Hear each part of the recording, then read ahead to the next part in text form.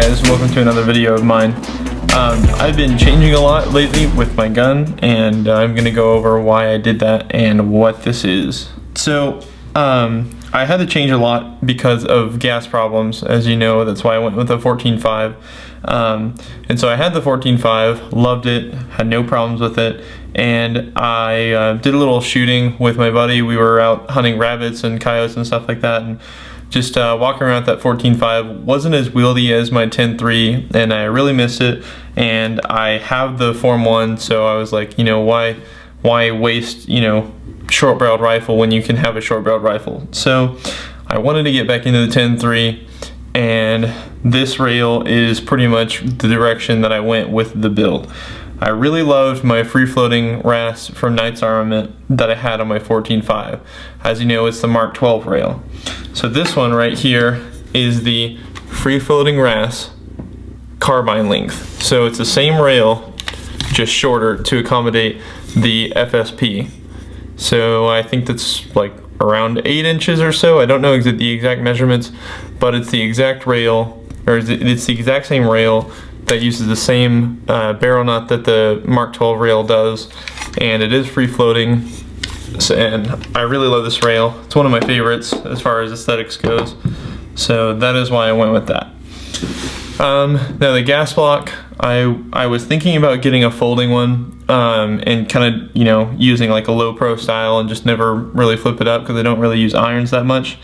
But I really like the aesthetics of the FSP, and I found a good deal on it on the block, and so that's why I went with it. As you can see, I have my Surefire suppressor on it, and under it I have my Surefire 4-prong. I really haven't had any problems with this. I probably shot 1,000 or 1,500 rounds through the suppressor and flash hider. Will say that I did notice that it starts sticking with a short-barreled rifle, and I wasn't having any problems with the 14.5. I don't know if it's unburnt gases or carbon buildup, but I was noticing that. But that's pretty much it. I still have my, the lower is the same. I'm using the lower that I've always had. Stock Magpul CTR. The grip is a shaven down A2 grip. As you can see, I shaved that down. I usually put a cut up bicycle tire under it to just give some more grip. I will probably put that on after I paint it. And by the way, this video is going to be a painting video, so if you want to stick around and see how I paint this, then stay tuned.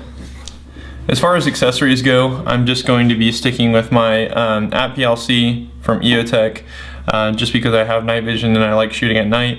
And I'm using my EOTech EXPS3, so it is night vision compatible, and of course my Surefire suppressor to make it easy to shoot without ear protection, because it's kind of hard to walk around and talk to people with ear protection. That's why suppressors should be legal without long paperwork, but I digress. And that's as far as accessories that I have on this rifle. I kind of wanted to keep it as lightweight as I could, because I was noticing, you know, just carrying around all the extra stuff like a weapon light or foregrip or anything like that, it starts weighing down the rifle. And since I already have a weapon light on my pistol that's 1,000 lumens, I thought it was kind of redundant to have another light on my primary. But I mean, thoughts on that, whatever, just leave a comment below and tell me what your thoughts are. But that's the way I'm going with this, and so now we will get to painting. And for paint, I'm going to be using the same stuff I always do, which is the Rust-Oleum Camouflage black and khaki, and of course my handy dandy laundry bag. Alright, I'm just going to put a base coat of tan over it.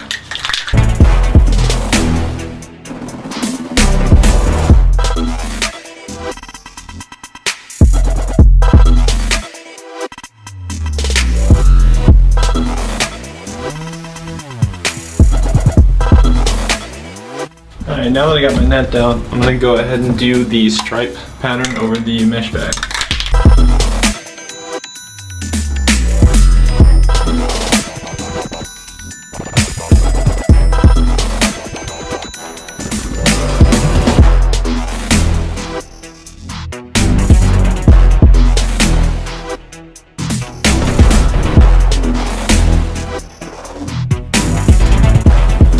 Now that I'm done painting, I'm going to go ahead and take off the masking tape.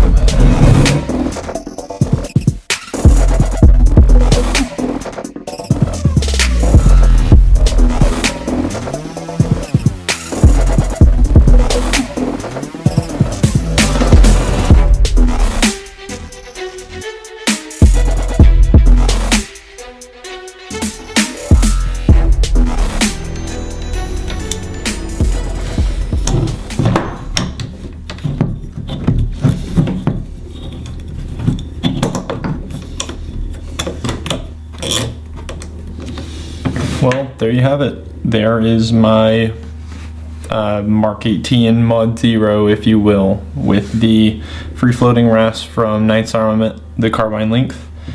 I have shot this, I think, 50 times yesterday, and cycling perfect. If you're curious about the barrel, it is a ADCO 10.3 with a .07 gas block.